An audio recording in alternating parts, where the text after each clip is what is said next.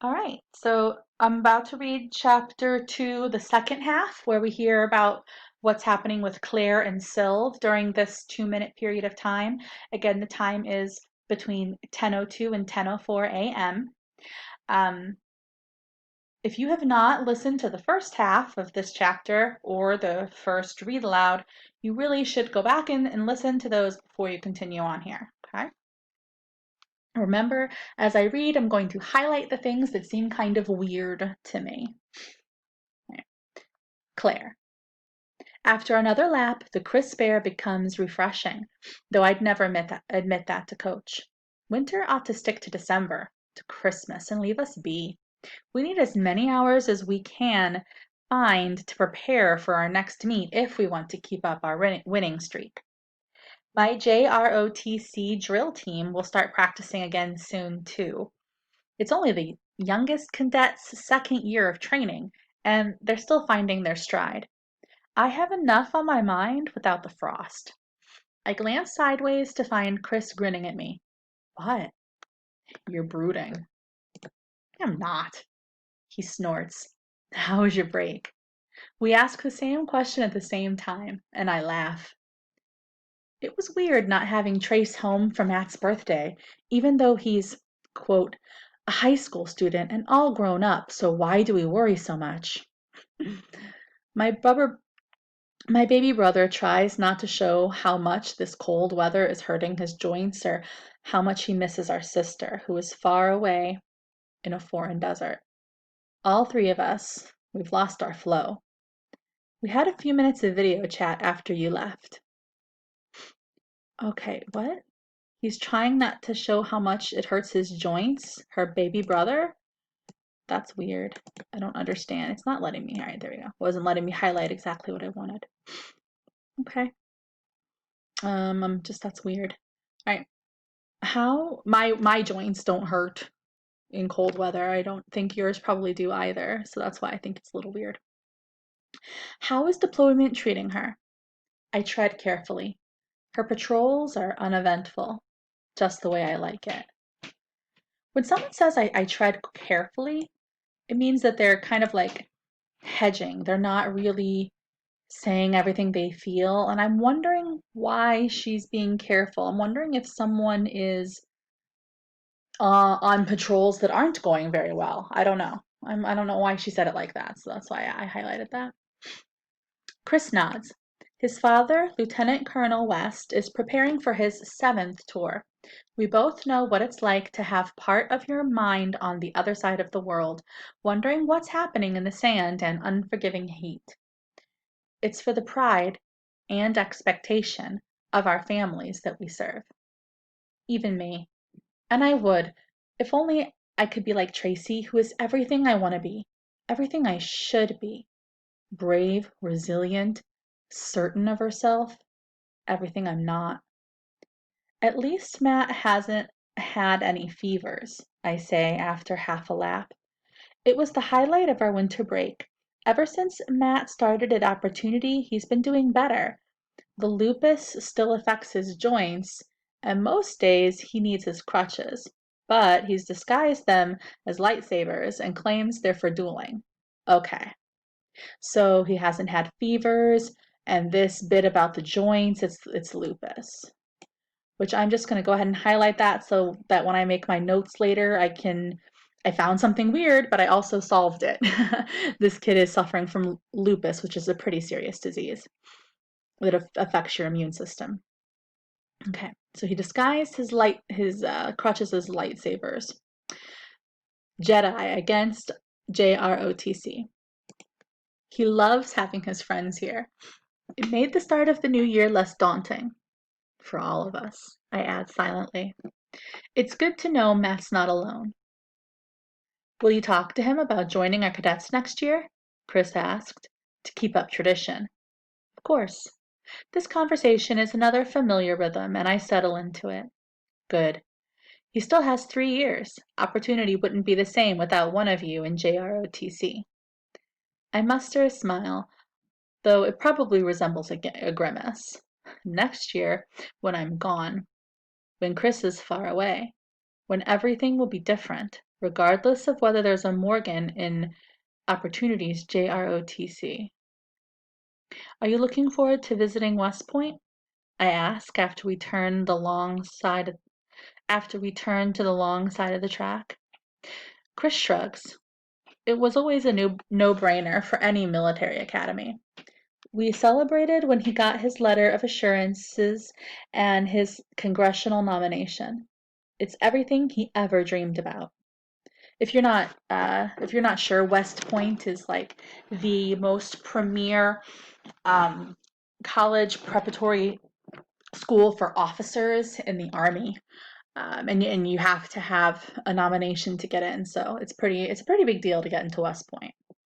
Right, sorry, but today he seems preoccupied too.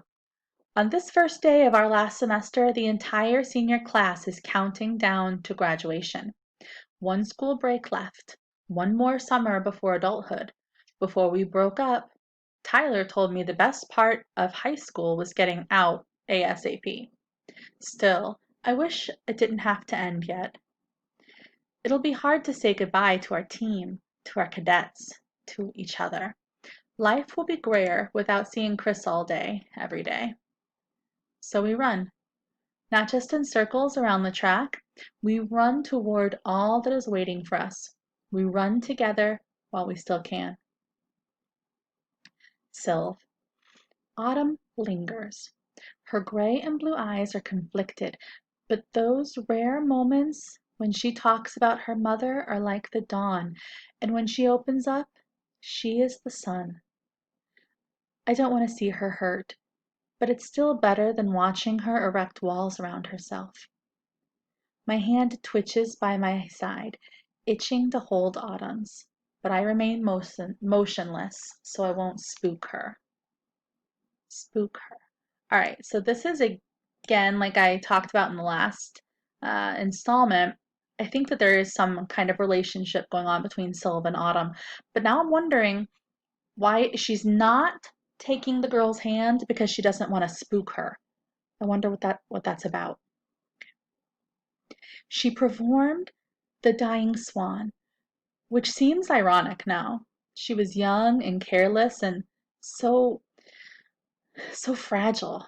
I don't remember her like that. She always seemed so strong to me. Only a few years after that audition, Joni Brown became principal dancer at the Royal Ballet. She was unconquerable, like Autumn was when she and her mother were together. Around us, people grumble and wonder why we're not outside yet. But I want to hold on to this moment between classes a little longer. Do you know what you'll dance yet? I prompt. Asha perks up. Oh, you're a dancer too? Are you auditioning already? Autumn glances at me sharply. She rarely talks about dancing anymore. Don't worry, I mouth.